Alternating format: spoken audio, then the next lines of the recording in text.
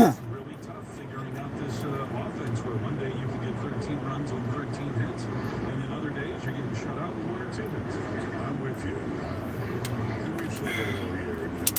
We've been buffaloed at what's happened to the offense and how many times we've been shut down, and then we show signs of, hey, we're out of it.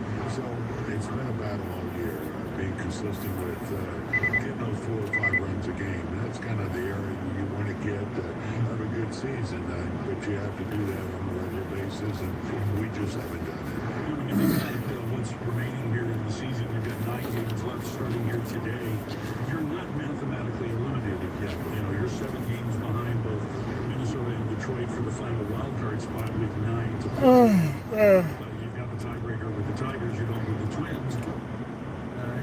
Ron Wisconsin, it takes 2 to tango. You got monetary policy people at the Fed. You got fiscal policymakers in Congress who are doing that thing that fiscal policymakers want to do. They are doing their thing. It's just, it would obviously be profoundly stupid for the United States Congress. That's not your opinion. That's what you're doing. Exactly. And to do it right before an election, I just think even they're not that dumb. Like, voters will notice that, and you really don't want that on your record 4 or 5 weeks before an election. So I actually think they'll get past that. But the fiscal policy questions are enormous after the election. How the election shakes out is going to fundamentally change the conversation we're having about the course of the economy. Because if there's a sweep on either side, there's going to be spending out the wazoo around individual priorities of each party, and that will be striking. Either spending or potentially cuts in certain areas. But historically, it's actually been standing in both things. Sudeep Reddy at Politico on a Friday, and Heather Long at the Washington Post. Thanks, you too. Thanks, guy. Lawsuits and kind of ex-traders coasted over the weekend. We'll have the details when we do the numbers.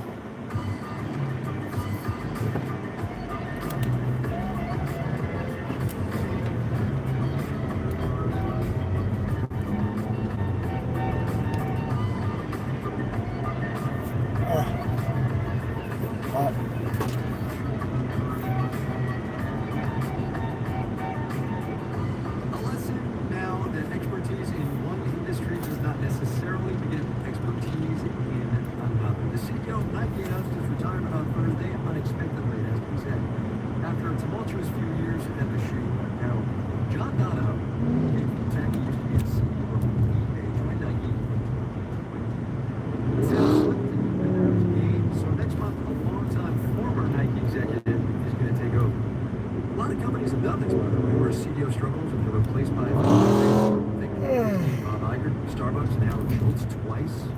Apple and Steve Jobs years ago. That can bring stability, but it also brings some risks.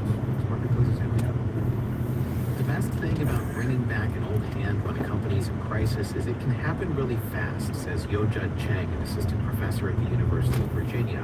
For the company's board, it allows them to please hit that subscribe button. All right, I'll try to get more content on as the year goes on. This year almost over. To a certain extent. And the returning leader already has relationships with employees. They know the industry. English. And presumably they can jump into action quickly. That can bring the company some much-needed stability, and in the short term, it could. So Carlos, make sure you hit that subscribe button, sub button, please. Thank you, sir. I appreciate it. I hit the sub button. I'm trying to get to a certain number by the end of the year, so I can start doing more content. The founding director of the Weinberg Center for Corporate Governance. I'm out of Texas. University of Delaware. And that person near Dallas. You got Cowboy fans. May not necessarily be the sorry, equivocation. Because the company, the industry, the economy may all have changed while that leader was gone. For example, Elliott Hill has been away from Nike since 2020, says Chris Bingham, a professor at the University of North Carolina. 4 years is like, I don't know how many generations in consumer products. I mean, that's a long time. That's 16 quarters. And strategies that worked in the past may not anymore, it says. That's why in some cases, says Yo-Jud Chang at the University of Virginia, companies bringing back a former leader may think of them as an interim CEO, whether or not they say that explicitly. But underlying that, the board is generally going and searching more broadly for a longer-term risk is that they don't find a successor, or the new old boss tries to stick around for too long. I'm Henry F. Marketplace.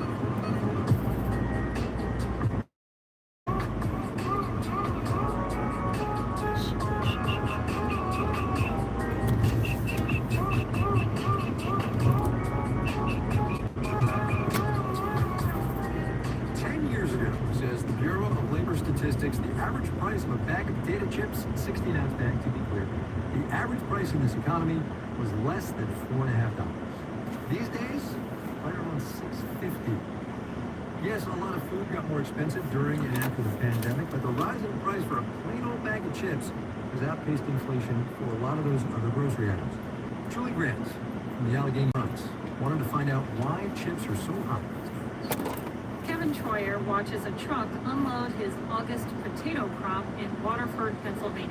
So these loads are coming in fresh out of the field. The haul of white-skinned, starchy potatoes tumble out of the truck to his conveyor system where they're washed and sorted. The crop looks pretty healthy, and that's good because farming potatoes is becoming more challenging in Pennsylvania. Troyer's farm has been lucky with the weather this season. Potatoes need cool nights.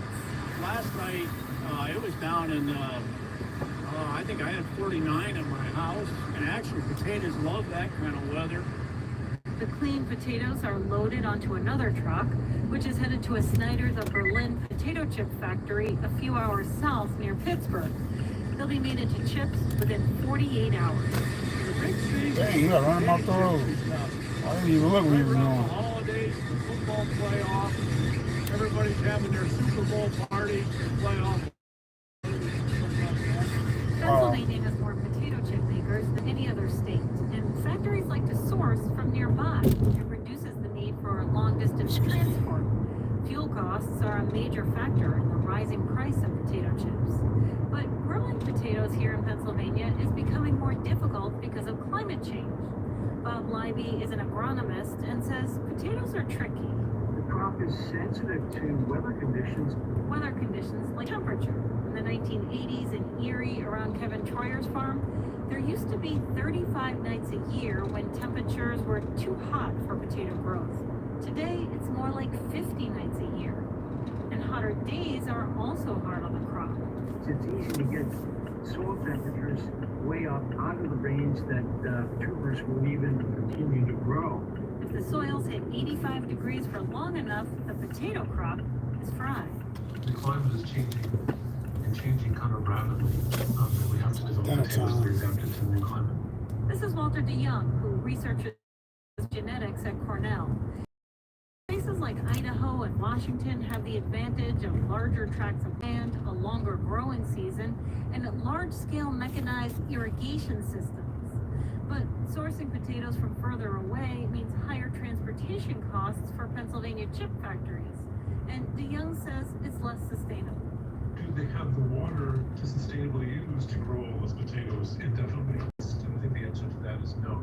In 2011, Cornell released a potato DeYoung developed that helped northeastern U.S. farmers store their crop long enough for the football season chip rush, which means fewer potatoes from out of state.